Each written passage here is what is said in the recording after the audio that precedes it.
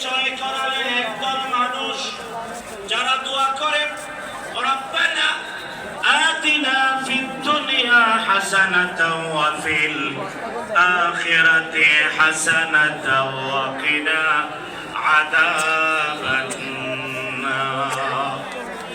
বন্ধুগণ, বুখারী বর্ণনা করেছেন অনেকগুলো বিশুদ্ধ সনদে প্রমাণিত বিশ্বনবীর দীর্ঘ 10 বছরের খাদেম ছিলেন আনাস রাদিয়াল্লাহু তাআলা আনহু। তাকে প্রশ্ন করা হয়েছে, হে আনাস, বলুন তো আল্লাহর হাবিব মুহাম্মদুর রাসূলুল্লাহ সাল্লাল্লাহু আলাইহি ওয়াসাল্লাম সবচাইতে বেশি কোন দোয়া করতেন?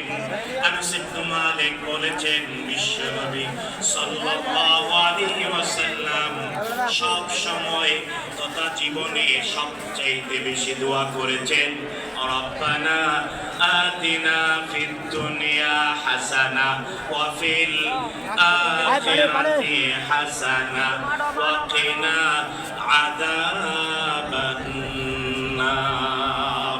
পড়বেন দিনে রাতে চলতে ফিরতে সব সময়